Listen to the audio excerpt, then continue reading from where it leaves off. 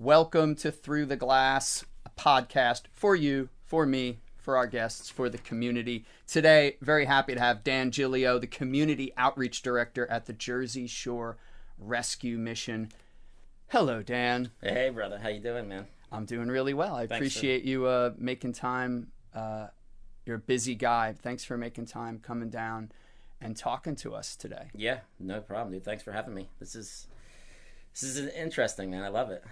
You said you're excited to try something that the millennials are doing. What do you God, mean by you're that? Calling me out. Let's get into it. What do you mean by that? I just was a little slow to the game as far as podcasts went, and even like I just bought a new car and just hooking everything. I can't even. It's just crazy, like how things. My phone links up to everything in the car, and I could play any podcast I want to. I mean, I just used to driving like a 96 Ford Ranger, so what are you gonna do with all your cassettes? I don't know. I put them at the thrift store, so but no, I mean this is awesome. This is awesome. And you said you're happy to get out of the house, so I'm happy to have a place for you to go. Obviously it's not the kind of year where people are out and about quite as much. Tell me a bit about your getting out and about this year. Yeah, brother. I mean, I think back in March when things were going a little south, I don't think we really knew what that was going to do, and we obviously locked down and everything, but we managed to. We had to at work at the mission, at the rescue mission, we had to close down. We were able to. I was lucky enough to be able to go to work every day. There was nobody in the building, but man, I just I've been pretty busy throughout. Like there really hasn't been a time where I've been really luckily like stuck inside for an extended period. I just we tried to keep the men that were at the mission.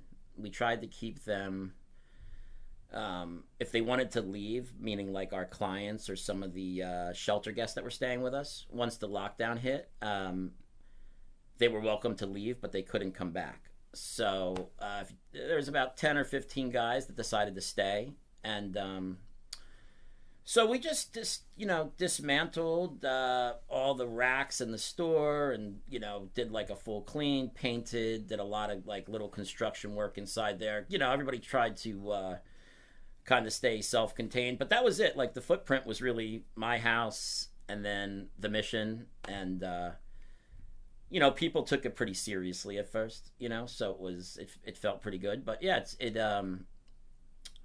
that's really been it. I mean, just working home, that's it. That's been my experience too. You're looking at work. Yeah. And, well, this is great. And I came from home. And I'm sure, like anything, you get a little, seeing the same four walls every day gets a little tough. But we're making it through. We were lucky. The rescue mission, Jersey Shore Rescue Mission, had zero exposure to the virus. We have another mission in Morristown, New Jersey, which is where a lot of the men from down here end up. It's called the Market Street Mission, and that's really like more program style, life change program. That mission had a little bit of exposure up there, and that was it's just new to try to keep the men and the everybody safe, and I don't know. It was my father works up there, so that was it's a little daunting. He's a little bit of an older guy, so it seemed like more people on like this second wave were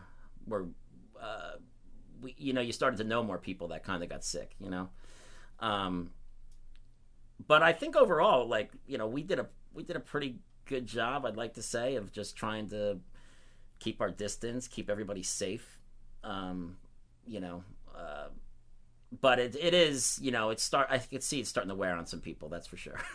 Well, no doubt. Even the best of them out there. Yeah. And any routine that you're not accustomed to or is being forced or encouraged strongly, either through law or through society or through your friends or significant others, it's tough. I think, and maybe particularly in this country too, you know, we tend to pride ourselves on I do what I want. Do what I want when I want, and as long as I'm not hurting someone else, I'm good. So it's kind of baked into the culture too. So I think the pandemic was a bit of sort of the antithesis of what's normally baked into our culture. But before we get too far into it's tell the folks, what is the Jersey Shore Rescue Mission? I know what it is. But can you explain the work that you do and why you do it? Yeah, definitely. So the Jersey Shore Rescue Mission is it's a homeless shelter. It's a men's homeless shelter, and it is it's the start of what we call like a life change program for men that are, you know, struggling with addiction. And it is where we currently hold like our relapse prevention, where if the men are you know, struggling with relapse after they graduate our program, they're welcome to come back. And but the mission itself, I mean, we serve meals, you know, 365 days a year. We provide, you know, when everything was working according to plan, the shelter opens up at 4:00. Anybody can come for a shower. Showers are before dinner. We do your laundry, and then you know, dinner's served at 5:30.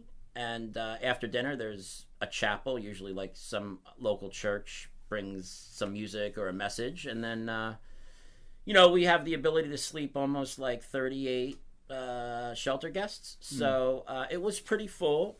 We were, you know, we tried our best to make it work through the pandemic. And we did. We managed to, you know, keep the doors open as much as possible. But so that is... it's interesting work. I mean, you know, there's different faces there every night. You know, the amount of dinner, we probably do about 50 to 60 dinners a night. You don't have to stay at the shelter to come eat dinner. Anybody in town can come and get a meal. So that all takes place upstairs at the mission. So that is at 701 Memorial Drive in Asbury Park. That's right. And downstairs is the thrift store, which is probably around like 7,000 square feet, so it's pretty big. Yeah, your thrift store is huge. Yeah, I've been there a number of times. Yeah, I've been to all the thrift. I'm a thrift store kind of guy. Yeah, yours is definitely one of the larger ones. Yeah, and I think just as far as the stuff you have too, like I don't know who curates everything, but it's like. It's pretty solid, man. Well, as far as thrift stores go, I don't want to take too much credit, but maybe you should. Yeah. So what happened was that place it's a little bit. We've grown. I mean, honestly, the last 3 to 4 years we've just seen like a major uptick in just sales, and I think just getting our name, word of mouth is traveling. But to keep that place running, it is. You know, we have 2 big box trucks, and so we go out and pick up donations. I mean, we get like close to like 80 calls a day for furniture pickups, clothing pickups, and that takes manpower. So you're always trying to juggle that around and keep people working and you know, stay up on the dispatch of, you know, scheduling all that in and everything like that. But listen, the donors have been great. We get a ton of donation calls. We go out and pick them up, and then we also people drop them off. But the whole downstairs is really dedicated to, you know, all the donations we get. The back warehouse is where we hold all the stuff, and then, you know, there's the showroom part. If anybody stops by, you'll see what we're talking about. But it is a lot to curate, you know, and I never saw my life going in this direction. You know, I never thought that I'd be working at a thrift store or managing that, I should say, and then turning it into more of a community outreach kind of program. I mean, everything in the store, when I first started working there, it was a little bit more antique-y, I guess, and they were, you know, prices were super high, and I didn't see many faces in there. And I realized, like, as I started to take over, you know, this is really like a community box store, like a big box store. I mean, a lot of folks don't have cars. A lot of people are still walking around on the west side of the tracks, and so we turned it into that, like trying to keep everything in the store under $100. You know, the only thing new we sell there is mattresses, which we try to make super affordable. But that's really when we saw the turnaround, like when we started to curate it more towards like everyday items and things that people could use. And then we get the cool stuff too. But, you know, it's been interesting. You know, it's been the amount of people that come through there a day. My office overlooks the floor, and I'm blown away, you know, because there used to be 1 or 2 people in there. Now there's like 30 people in there. Like throughout the entire day, the store stays pretty full, which is pretty awesome. Well, the fact that you have the large footprint, yeah, I think allows you to have everything. So yeah, you walk in, and if I'm remembering it correctly, I haven't been in since last year. Oh, yeah. Not surprising. Yeah. But, you know, you have like the usual tchotchkes, but then yeah. I think things get larger as you go back. So, I mean, full-on furniture. Yeah. And like solid stuff Yeah. too. So I highly recommend people check out your thrift store. Yeah. And how does it work? So obviously it comes in donations, so people aren't, when they drop off, you're not paying them to take the stuff. It's a pure donation. It's a pure donation, yeah. And then you're able to run all the logistics of the shelter and the thrift store itself and all your community outreach strictly through that income? No, yeah, definitely. Everything that goes comes into the store. I shouldn't say that. That's. Let me backtrack. No, we get private donations. I mean, people are always donating money to the mission, but the store, I think the store makes up. If you combine, we have the other thrift store up in Morristown. If that makes up for about like a fifth of the operating costs. It costs about. So we're a nonprofit. We don't take any state money, and so I think it costs around $5 million a year to run both the missions. And if you think about, if you break down one of the men trying to go through the program per 9 months, it's about $32,000 per man. So, but we're able to, you know, I mean, the busier the store gets, the more we're able to like offset some of those costs, which is helpful. And I mean, the giving really hasn't slowed down through the pandemic, which is really a blessing. But I mean, it's a labor of love. It's tough to kind of get people to think about. Some people are just calling. They're calling because they're moving out of their house and they just want furniture gone, or some people just can't. They just struggle with throwing things out, so they want to give us like anything and everything.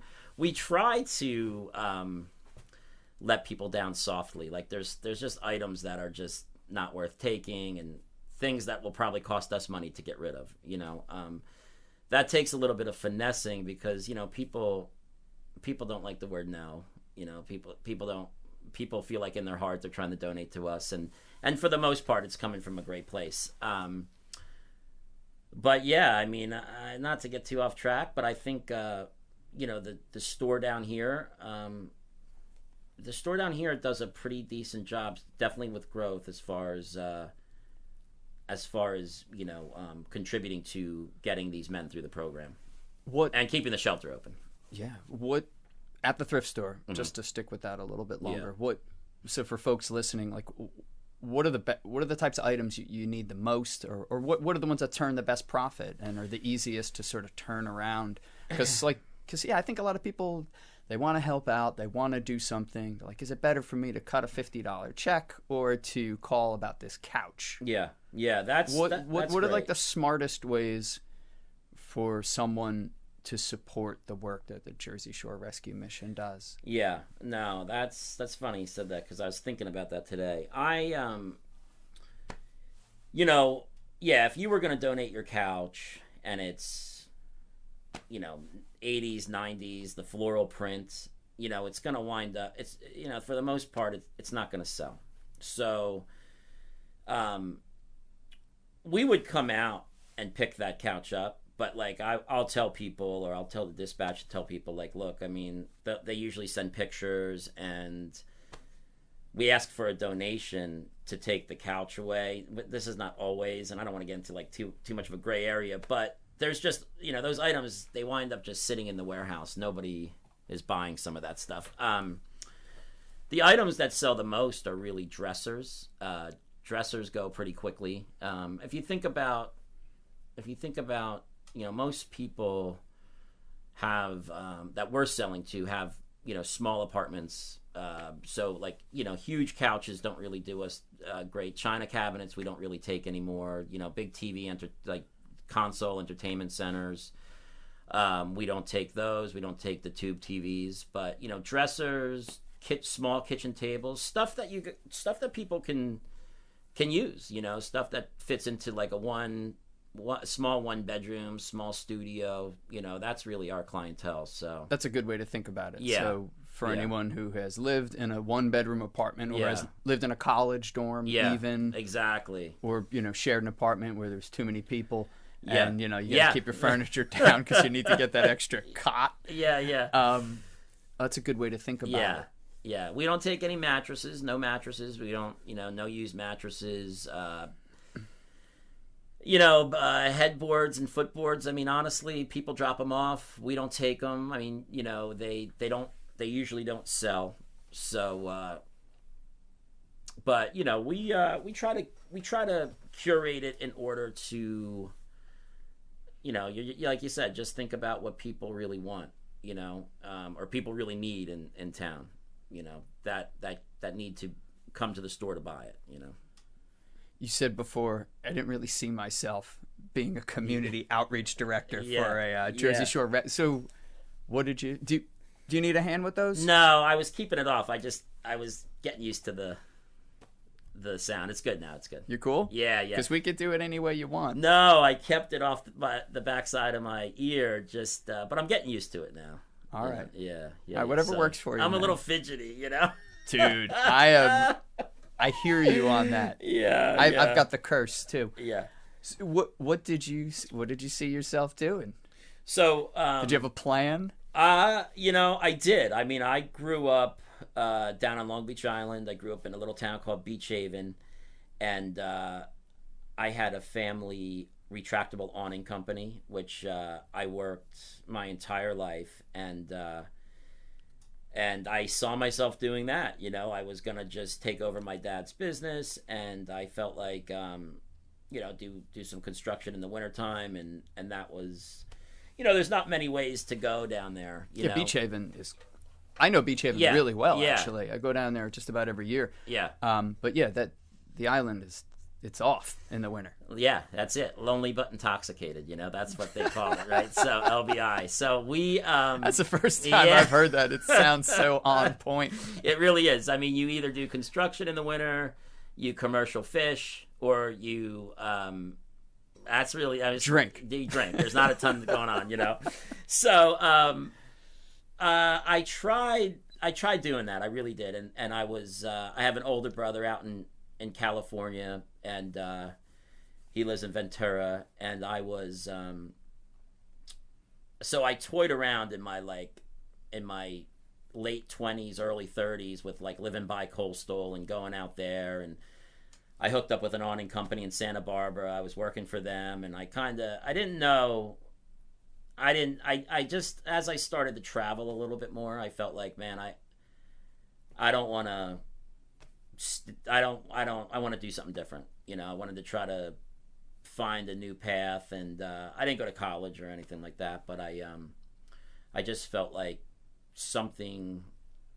there was something else out there. And so, I mean, you know, I came back from California. I moved up to like North Brunswick, New Jersey, where ironically, I opened up another awning business on my own, and so it just serviced Monmouth and Middlesex counties. And then my father, who is in ministry, was working at that other mission I mentioned, the Market Street mission, and he said to me, "Look, Daniel, there's a job at the Jersey Shore Rescue Mission. They need a cashier," and I was like, "No way! There's no way that I'm gonna become some like counter person." Like, yeah, I've never worked in retail in my life, like on that in that sense. But I knew, I mean, it sounds kind of hokey, but like I just knew that's what I was supposed to do. Like, you know, I didn't like living in North Brunswick. I've always grown up down the shore, and I just felt like I really needed to take a chance, and so I did, and I showed up to work the first day, and I had my backpack on, and I went to knock on the door. It was before the thrift store even opened, and some dude comes out and he goes, "We don't open till 4 o'clock for the shelter," you know. So he thought I was like some homeless guy, like just like looking for shelter. And I said, "No, man," I said, I'm here to work. This is my first day. So you weren't dressing to impress that day? No, I mean, I was in my flip flops. I had my board shorts on. I was like, you know, and I've got a bad problem with like plumber's crack, and my pants are always sagging. So like, you know, that's like, he's like, "If you're gonna work here, you got to pull your pants up." And I was like, oh my goodness. So I made it through my first day, like trying to learn how to register works, and you know, it seemed so big to me at the time. It seemed so. The store, you know, we mentioned how big it was, and then just the clientele, and getting involved with the community, and some of the guys that are, you know, showing up around 3 o'clock, and you know, waiting till 4 till the shelter opens, and all of it. I just felt so out of place, you know, as a dude that grew up in like a resort town that, you know, is basically no culture whatsoever. And I've traveled. Like I felt like I was well traveled, and I felt like I've always done, you know, ministry through the summer times, and South America, and really all over the world. Just, you know, I mean, but being there at the mission, I felt like I felt uncomfortable, but in a good way, and so I just stuck it out, you know. And as I stayed there, you know, within a year, they started to see that some of my like business background, and just some of the skills I had to offer, as far as like really turning it into a place where, you know, I can start to show these men like what it means to show up to work on time. So a lot of the men that go through our program, they're expected to work in the thrift store and the dock, and you know, they go out on the donation truck and all that kind of stuff. So we really developed like a really good like work program for them, and so I started to spearhead that, and then it just kind of grew, and then I eventually, you know, got the guy that was working for me fired, and then it just worked out. He retired, and they asked me if I wanted to manage over there, and I took him up on it.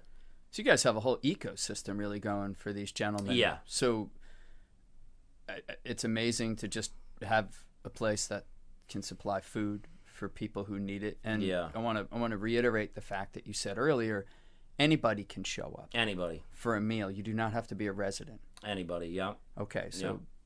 So you know, and they're hot reiterate meals. I mean, fact. it's a hot meal. It's nothing. It's one of the rules. Like, we don't ever serve a cold meal there for dinner. Like, we feel like, I mean, I know it's in the summertime that could be a little tough, but like, we just feel like most people deserve like a hot meal at the end of the day, and you know, they're pretty decent. I eat them, so you know, and I'm a big guy. You haven't missed many. I can see that. I get my fair share. Yeah. So they're not just getting a meal. So there's a shelter, so you have a bed. There's structure. I looked on your website, and you have like your daily schedule list. I think structure is probably one of the most important things. It is, for many, many, many people, some more than others. And and then into a jobs program. Anytime I've been in the thrift store, I got the feeling that a lot of the folks who were working there were likely residents. Sure. And that just felt good. Sure. That felt, because if you don't know, you don't know. So you're really providing a whole ecosystem for these guys. Yeah, that's true. You know, I took for granted what work ethic. Oh my gosh, she's probably going to see a big booger in my nose. It wouldn't be the first time. It's okay. Anyway, I cleaned out right before. Yeah. So I, growing up, my father was he instilled like this work ethic in us to the point of like I just had such, you know, I'm sure people can relate, but working with my dad was just always explosive. You know, like I didn't know what he was trying to instill in me at the time. Like, you know, you put your tools back or you show up on time, all that stuff that, you know, when you're a punk teenager, you just don't feel like listening to, you know. But as I got older, I realized, like, oh my gosh, like all this stuff is very valuable. These guys never had really any of that, you know. They really just, like you said, they just don't know. They're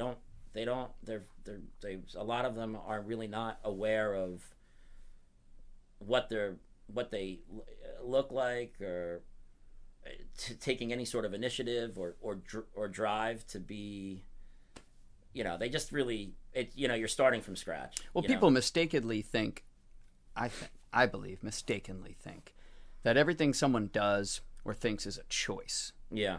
This idea that free will sort of ultimately, and I was just reading about this too. There's a book, Population Wars by Greg Graffin. Good book for anyone who wants to get into that.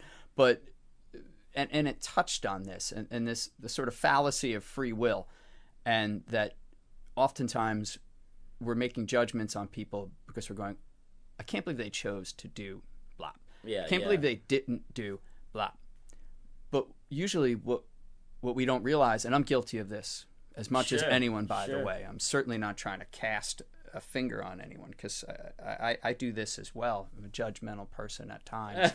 And I think it's a human condition. For sure. It's a human condition. But if someone does not have exposure through a family life, teachers, mentors, if you don't have, you mentioned your dad and tools, it's like having we all have the same toolkit, but the tools that are in it are not the same. Some of us have, you know, every freaking screwdriver, you know, all the different sizes, and, you know, some people have none, some have two. And it's good to remember that these things, in many cases, certainly not all, are not a choice. And for us to be sensitive to that, empathetic to that, and I think a place like yours, specifically if you're providing job training and a rigid schedule. I had the crazy dad too, by the way.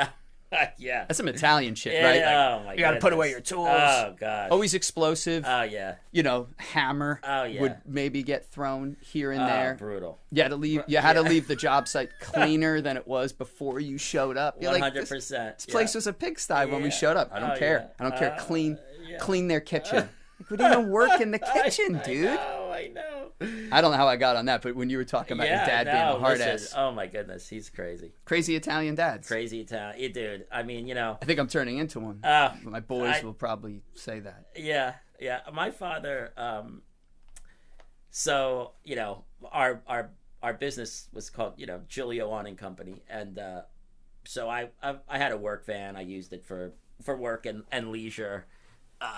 I had busted out like one of the back windows, and it was an old red conversion van, but it had our name on the side. And so there's like, so I just put cardboard in it. I thought I did a really nice job putting cardboard in it, but so my father like followed me around, like he was looking for me. It was just right around cell phones started coming out, and he's like, he finally finds me at the end of the day, and just, I think I had my surfboard. I forget where I was, but he said, you leave right now, and you go put plexiglass in there, and you know, that's my name on the side, and I don't want my van being driven around with cardboard in the window, you know. And I was like, what's the big deal, right? Like, what's the big deal? But, you know, his name, he built up this great business, name's on the side, and it's like, he doesn't want me driving around with some cheesy piece of cardboard in the window and representing our family and just, you know, at the time, of course, I was like, dude, it's sealed up. What's the big deal, you know? But it looked like crap. And like, and he said, you know, that's a direct reflection of your life, you know? And I was like, wow, whatever, dude. And then when I thought about that, like a year later, I was like, you know, it's true. Like when your stuff is a mess, kind of, not to go too deep into anything, but it was like, you know, you don't, a lot of these guys, like they're just, life is messy, and it always has been. Now there's, you know, there's times where people make choices to end up where they end up, but like, you know, there was some empathy that I had to, you know, like I just wasn't prepared for how messy their lives actually were, or the lack of tools that they actually had. You know, I mean, you know, no, I mean, honestly, I know it's no moms, no dads, blah blah blah blah blah, but now we're just talking about moms or dads that did drugs with them, or moms or dads that just stole from them, or, you know, abused them in certain ways. It's just the darkest stuff that you can imagine. So it's like, you know, just to come out of that and then to expect them, it's just a lot of work, you know. Some guys just need more work, you know, but to see them, man, to see them turn their lives around is amazing. You know, it's pretty amazing. At the mission, there's times where they get to about, you know, 3 weeks of sobriety, where like this joy comes back in their face, and I always think, you know, that must be what they looked like when they took their class picture in 6th grade. You know, like if they had a decent, but that innocent, like, you know, that joy that only comes from just like, you know, I don't, you know, just feeling like, oh my gosh, like I'm getting somewhere, you know. And it doesn't stick always, but there's some dudes that really, we've had some really great success stories there, you know. That's heavy. Yeah. It's someone else pointed that out, thinking about someone as a child. Yeah. You know, before you go too far down a path of judgment. Yeah. Think about the person as a child. As soon as you said that, like I got like a little teared up. But it's crazy. It's, you know? So true though. Like, you know, you had your dad screaming at you about the window. I had my dad screaming to clean up people's kitchens, even though we weren't working in the kitchen. How lucky were we to have that? And the people who don't have that, the fact that they can get it now. But you're right about sobriety bringing joy. You know, one of my best friends in the world, he got sober a couple years ago, and we don't talk as much these days just because our lives and our geography, everything sort of really shifted. But I was thinking about that the last time we talked. He shot me a text, then we turned it into excuse to have a long conversation, and the joy in his voice. Yeah. And I was like, man, I hear a total difference in you these days. Like, he was always cool. We were always close. Yeah. He's brilliant, which I think was part of his suffering too. His mind was so sharp, and he was so successful in a way, but everything else was messy. Yeah. Inside here and inside here. And the joy came back. He was just talking about how happy he was with, and by the way, simple things. We're not talking about like anything complex. We're just talking about like waking up and you know, just feeling good about someone who made you lunch.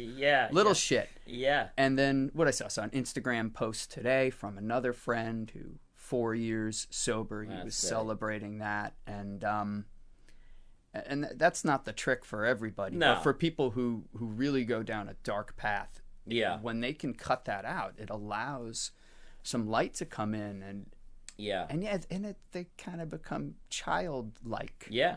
Again, because we're all, most children are joyful. Yeah. I don't know. That's really beautiful. Yeah. Yeah, man. It's interesting. Yeah, and you know what? You don't have to be.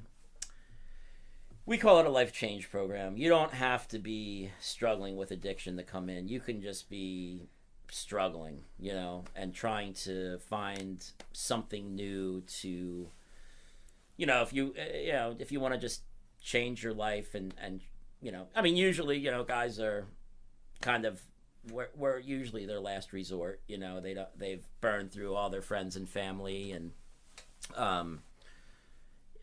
but yeah, I mean, it is a beautiful thing when you start to see people turn around a little bit.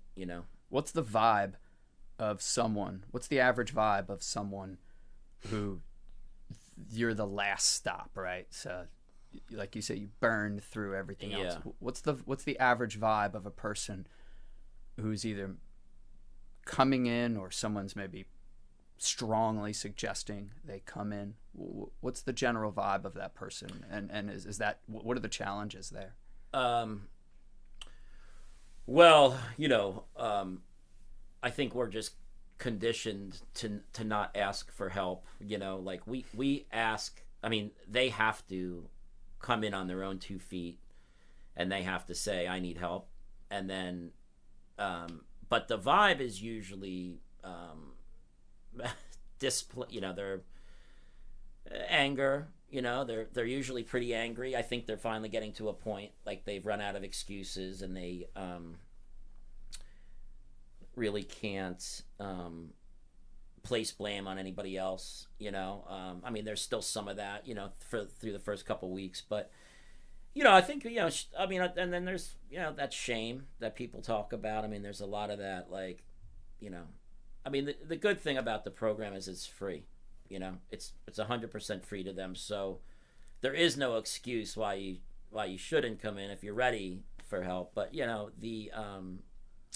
the overall vibe is, some guys are, it's tough to say. I mean, some guys are like ready, but those guys are usually the toughest ones, because they maybe aren't, when you come in and you're too kind of excited to be there, it's almost like you haven't been broken enough.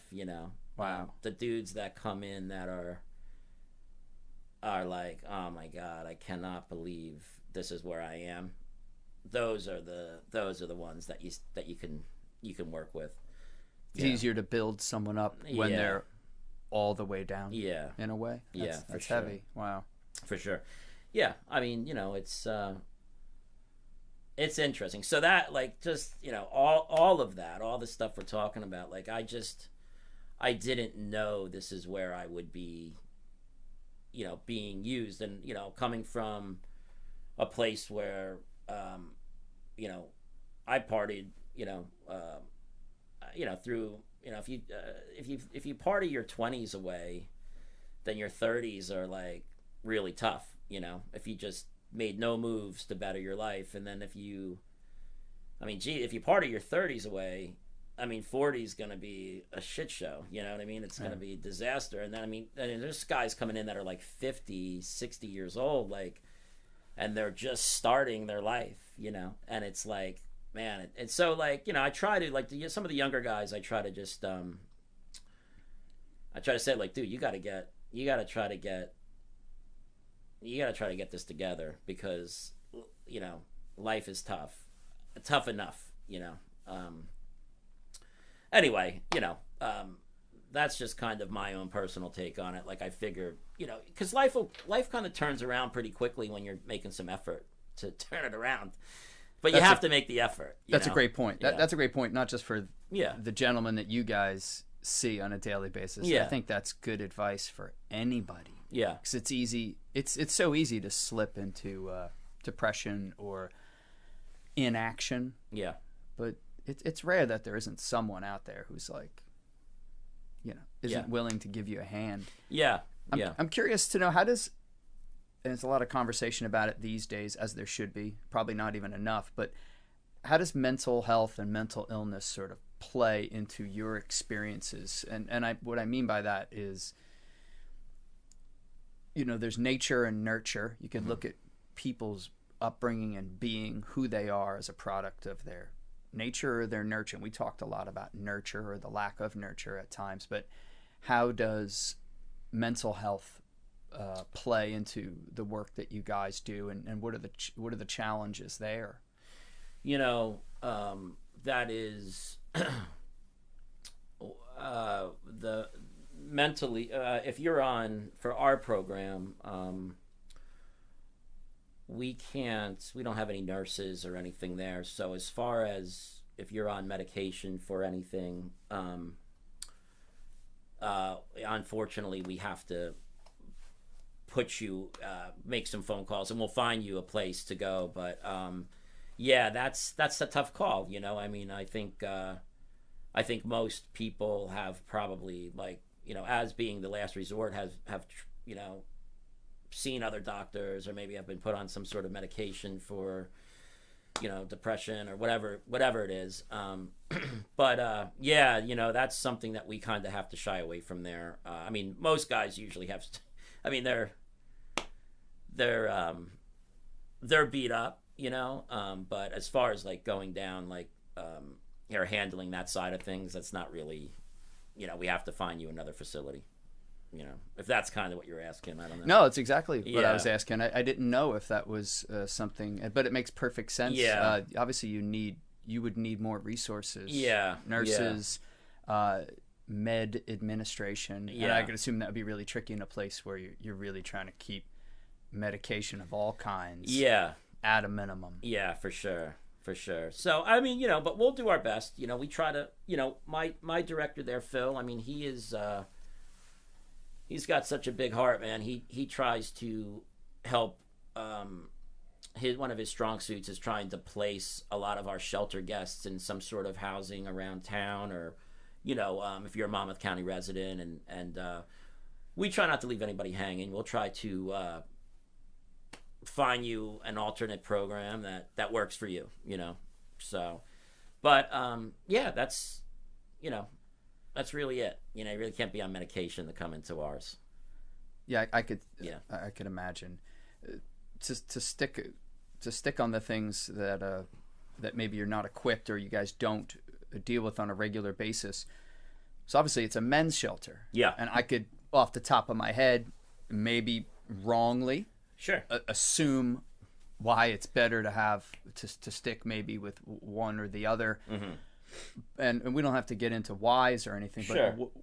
Where can women go? Where can a woman go? So obviously, I'm sure you guys are plugged into resources in the area. Yeah. What can a woman do who's in need? Yeah. Obviously, women can come and eat. They can eat, and they can actually shower there as well. Okay.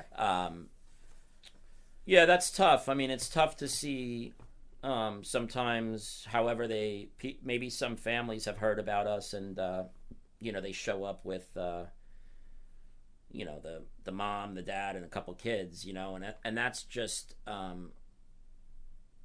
you know, it's tough. They could eat, they could shower there, but we as far as it's hard, you know, it's hard to find a place that's an emergency shelter in town. I mean, we have places like, I think the Dream Center is for single moms. They try to help as much as possible. Pastor Isaac is, you know, great dude. I think there's Catholic Charities.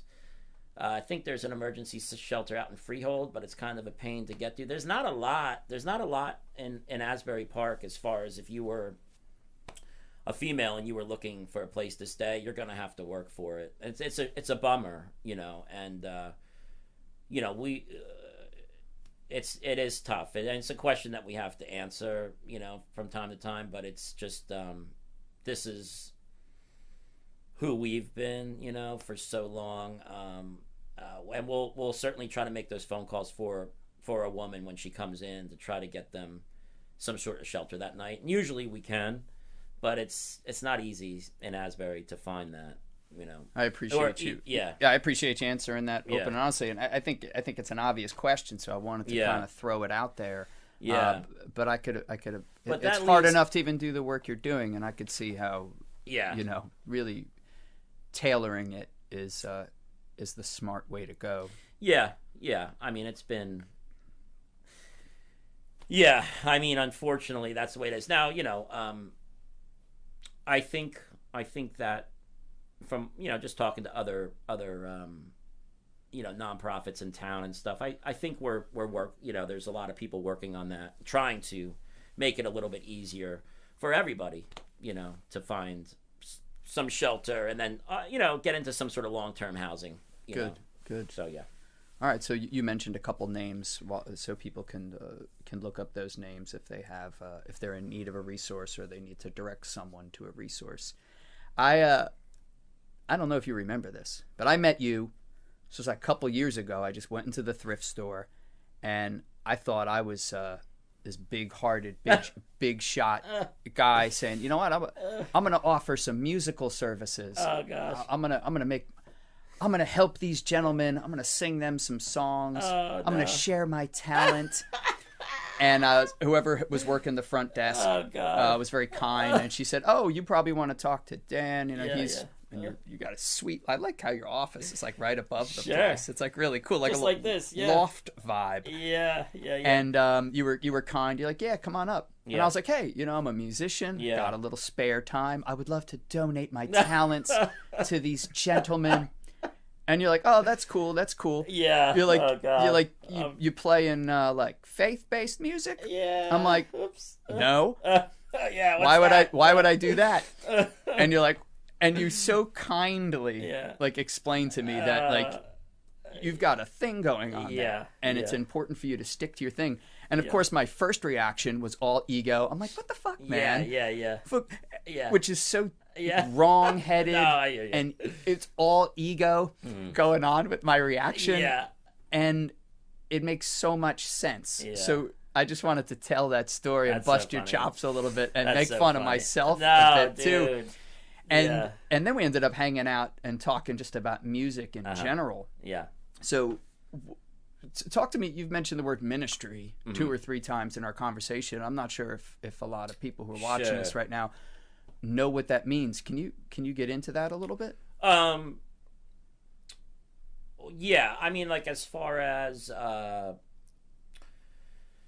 guess as far as doing I felt like I grew up in a house that was faith based, and so we always just kind of went with I guess that's overall when you work in that field, it's like ministry work. We have always done kind of like summer outreaches to like inner cities, and we've been down to Costa Rica. We built some skateboard parks in Jaco. We've done a ton of work. My brother just planted a church in Ventura, California called New Church, but he was a missions pastor for a long time, just north of LA. And so we would go down to Mexico and go to, it's so crazy, but we would do a lot of rebuilding of churches down there. We do a lot of bringing basketball hoops down there, soccer, setting up soccer nets, and just kind of doing what we thought was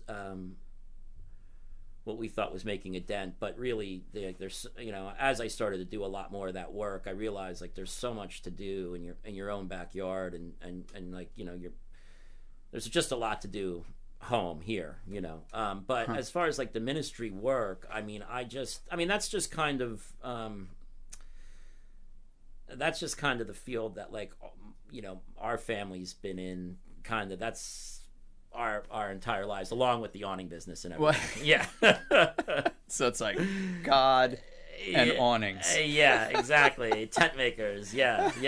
We can make some connections there. Yeah. No, no, I could totally connect to that. I grew up in a faith-based household as well. So, I mean, I was half joking before. All the first music that I learned how to play was church music and hymnals. My mother was the band leader in the church. That's all I knew how to play growing up. So I totally get it. In fact, oh my gosh, my whole family is always, as my dad would say, working the beads. I don't know if anyone's ever heard that statement. It can go a couple different ways, I guess. It's an ignorant statement, but working the beads for me, to sort of come back to the folds of my mother, she'll give me a good speech like once or twice a year. My Uncle John, by the way, some people get offended by this. They feel like people are, you used the word Bible thumping. Yeah. When we talked on the phone the other Yeah. day, and I want to blow that out the window. I think Yeah. that's a bunch of shit. Yeah. I think if you're doing good work, you're doing good work. Yeah, And for whether sure. you're doing it for yourself or you're doing it for God or you're doing sure. it for your friend or your community or a stranger, what the hell's the difference? And people need to get over that. Yeah, Like, yeah. there's like people doing good stuff and there's people doing nothing and there's people doing not so good stuff. Yeah. And it doesn't matter who you're serving. In my opinion. So I want to come out. I want to step out as someone who's down with religion, even though I Yeah. don't subscribe to it in Yeah, any way, yeah. shape, or form. But my uncle, I love him, man. There, not 3 days goes by where he's not sending me some like subliminal messaging trying to hook me in. That's funny. Last year in the mail, what did he send me? C.S. Lewis's Mere Christianity. Okay. He's like, just read it and let's hang out and talk about it. I That's was like, tough. it- Yeah. you know what? And a lot of my friends were like, that's messed up. Yeah. I can't. I'm like, dude, You know what? I'll read it. I took notes. Yeah. We went out and got half a load on at the pub Yeah. and had a conversation. Yeah. And even if at the end I wasn't turning him and he wasn't turning me, it brought us closer together. That's cool. And we were able to. It reminded me to think critically about these things because I don't know. Yeah. I'm not an atheist. Yeah. Yeah. You know, I'm like, I don't know. I mean, anything's possible, you know. Sure. No, I hear you. So I wanted to sort of expose that a little bit. Yeah. And because I feel like there's a little bit of a stigma about that, particularly maybe even in like creative culture and the music scene. Yeah. So, Yeah, I don't think we have. Obviously, people believe what they believe in. I don't. We certainly don't. And at our program, we are considered a faith-based program, but like I was telling you, we just ask that you respect our program. But there's nobody's banging on your head with the Bible. Nobody's. We're hoping that you catch something that'll help you kind of turn your life around. But like there's. Yeah, like you said, I mean, there's a ton of good people out there doing all sorts of great stuff. So that I don't, it's these conversations, they can get, I guess, explosive at times or whatever. But I just felt like, yeah, I don't get it. Yeah. I think it's like, I mean, Yeah, you look, could always dude, just yeah. like tune someone out. It's like, Yeah, dude. how many times I have to tune Walk out away, people who yeah. are talking about music I don't like? Yeah, It's like the same thing. Yeah. Just smile and ignore them. Like Exactly. it's very easy. exactly. And there's good to be gotten yeah, from all philosophies, Yeah. all religions. I believe. Yeah. Of course, maybe now I have more haters than I did than yesterday. But whatever. yeah. So be it. Starting the year Yeah, off right, yeah, for 2021, getting the hate going. When we did have that conversation Yeah. in your office, you play music. You know what? I don't play music. I wish I did. I thought you said you had played guitar, or I think you were like running an open mic or something. Am I mixing this no, up? you're not. We did do that up at my dad. It was a pastor up at it's called Pottersville Church. It's up just outside of Chester, and we had a community house where we would do like an open mic night once a month, which was great. And it wasn't all faith based at all. It was No, because you suggested I check it out. So Yeah. that's how I know. Hey, things have changed. My dad's musical. My uncle Glenn Burtnick, he's always around here. He Oh, Glenn's your uncle. yeah, Glenn's he was married to my dad's sister, so they're separated, divorced now. But Glenn's my uncle. I call him Uncle Glenn. So, Okay. but we're Glenn's a friend of the studio. I figured, yeah. He's, I mean, the entire, like, really, our whole family is pretty. Everybody plays the guitar, but me. Am I closer?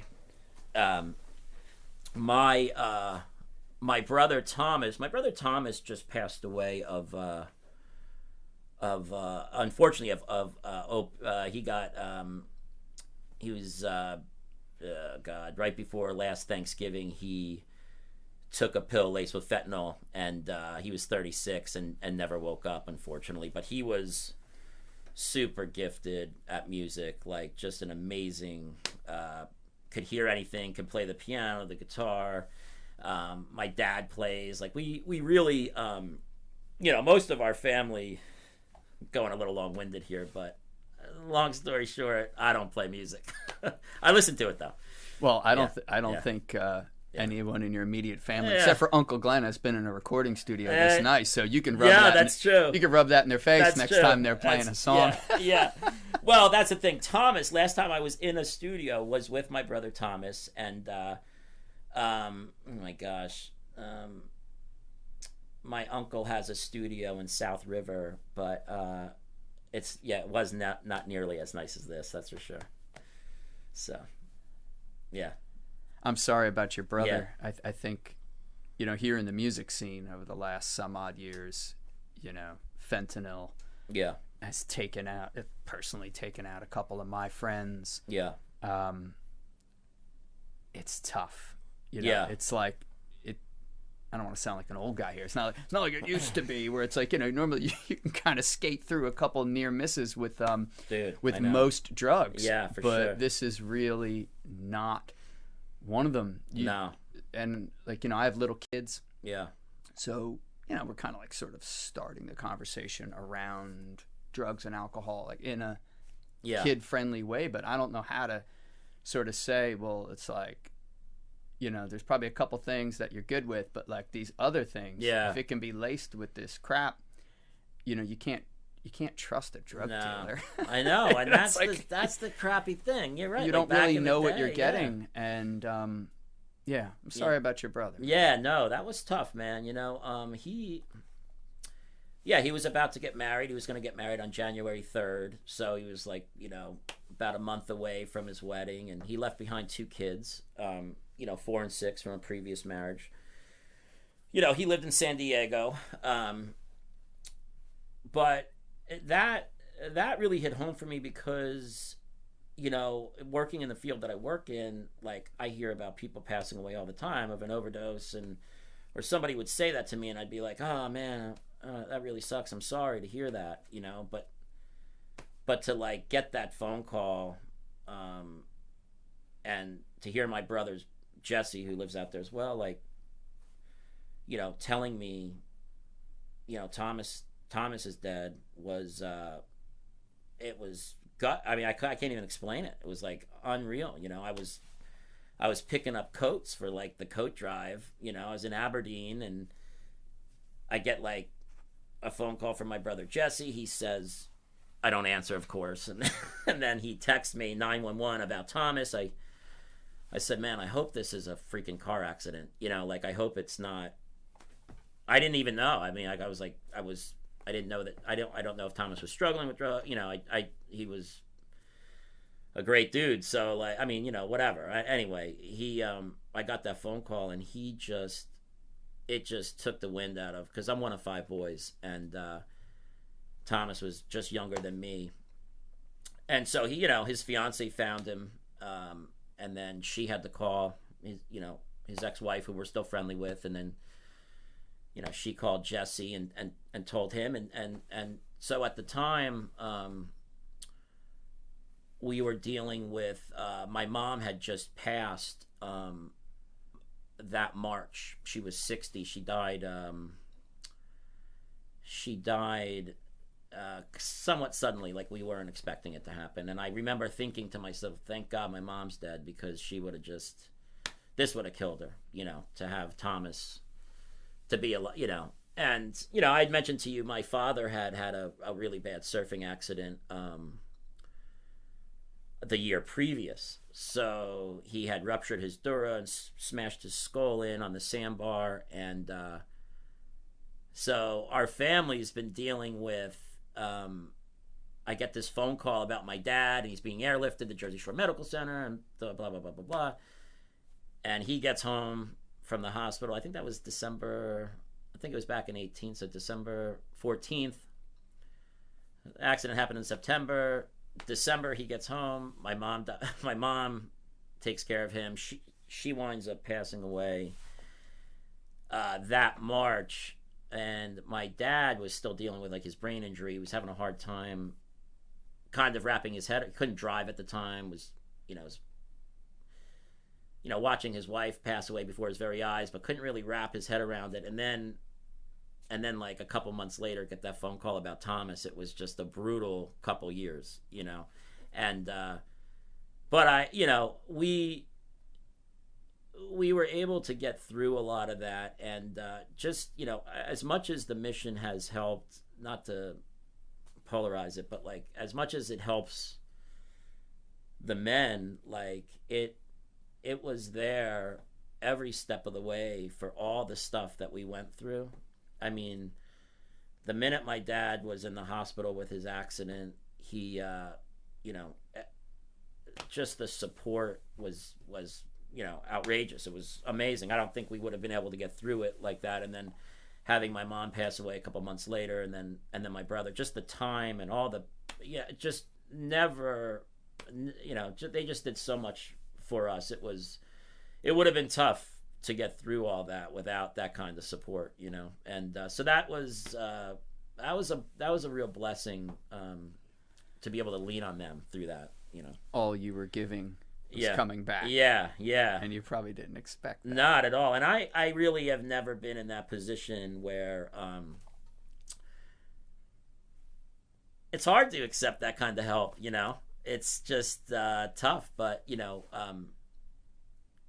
that was a growing experience for me. And I, you know, I think about the people that, you know, don't have that, and you're sitting in these ICUs and you're around these hospitals and you're looking at people that are, yeah, it could be a lonely world out there, you know. And so this is, I feel very grateful that I'm in the position that I'm in, you know. That's what I'm grateful for this year too, you know. I feel very, very lucky to be working where I work. What's the most effective way somebody listening right now or watching right now can support the Jersey Shore rescue mission? What are the top 2 or 3 just most effective ways they could support? You know, I think you know, you could say cash and you can say hygiene products and stuff like that, but I think word of mouth. I think, like, I just want people to be a voice box for the mission. I think that there's a big gap between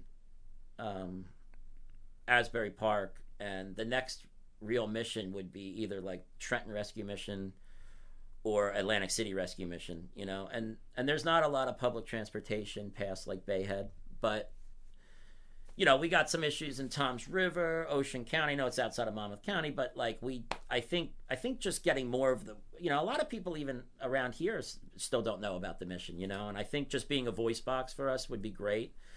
Yeah, like we run, we have a 5K race in October. Anybody could sign up for that. We have, you know, the Coke giveaways. We have events. So if they just want to go on the website and kind of, you know, check that kind of stuff out. And then on there'll be a list of needs, you know, because it does vary from month to month.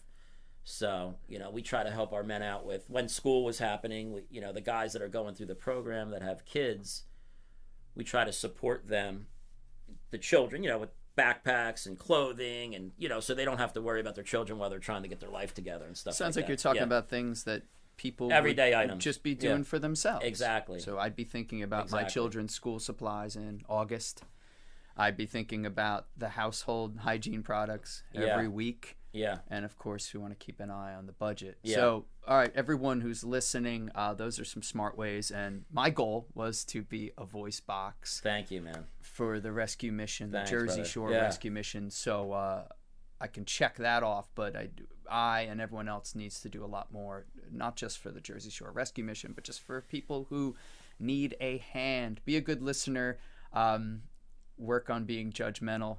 I will continue. Dan Giglio. I'm judging you right now. I'm judging you back. No, listen, man. I just want to thank you for this.